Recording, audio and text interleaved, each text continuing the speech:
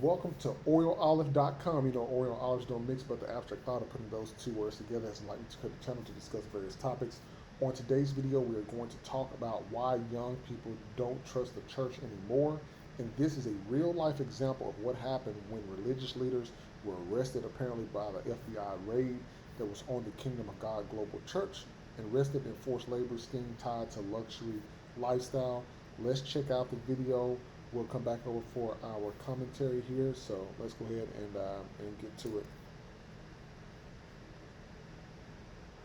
Two religious leaders are behind bars accused in a nationwide scheme including forced labor and abuse to fund their extravagant lifestyle. The FBI raided homes in Michigan, Texas, Missouri, and Florida, including a home in an affluent neighborhood in Tampa.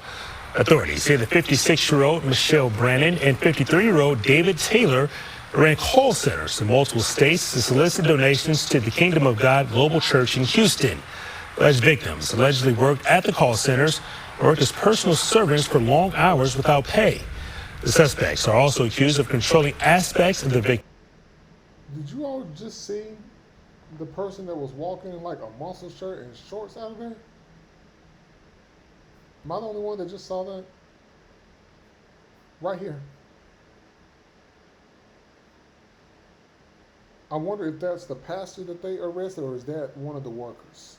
If somebody know, please definitely comment, but Aspects of the victims' lives, including forcing some of them to take contraceptives.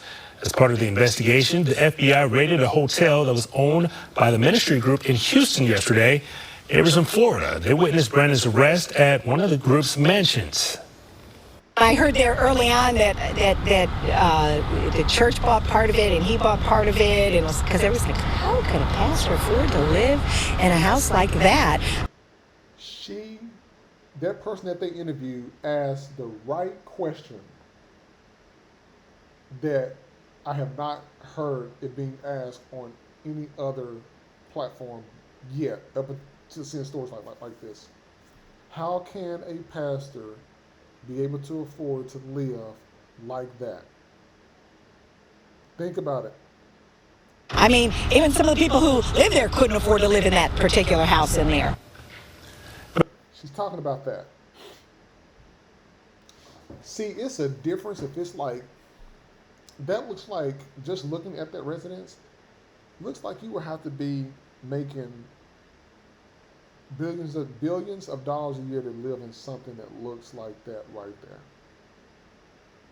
Look at the cars out there on the lot. Look at the size of this house, how immaculate it is. The different swimming pools. Look at this. Am I the only one that can see this?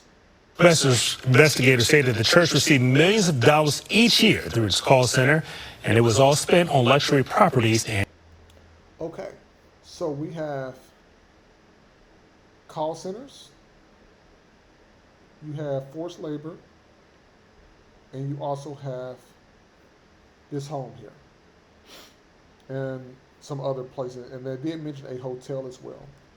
But investigators say that people were definitely forced into labor without pay. There was a story of a guy that had a shop right next to it, saw somebody cutting the grass with push mowers. And he tried to offer them water, but they wouldn't take it. And he said people were looking out windows. Not sure how true that is. But it is ridiculous to see something like this still happening. But it's good that people are reporting it, especially in the age that we have phones now. See, people will record fights that happen, but sometimes they won't record stuff like this. But that's good that somebody reported this. This is what's needing to be reported. Now, the leaders apparently live in the mansions, drove luxury cars. You see the cars that's out there. Looks like some S-Class Benzes from another video that I was watching. But this isn't the first time that we've seen scandals like this take place,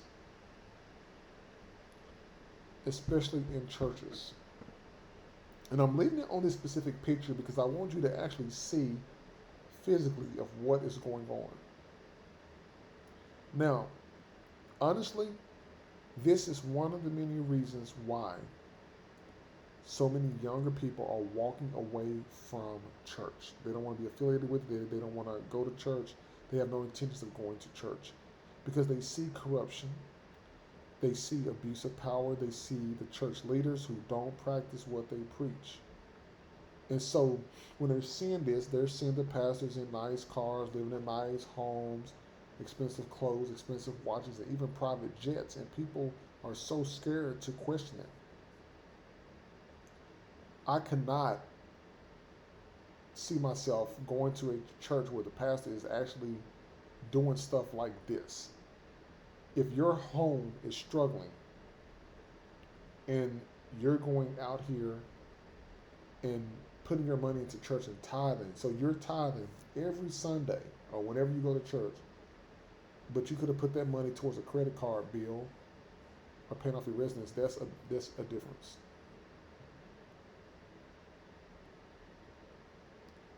That's a big difference there. And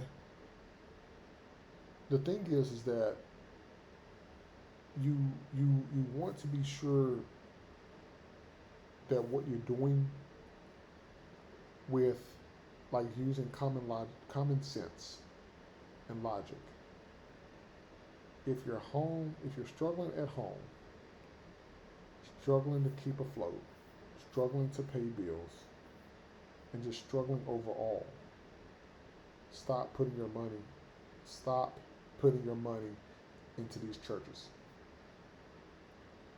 Now, this is not to say that every church is this way, because you can definitely find one that has things going on that's going to be beneficial to you.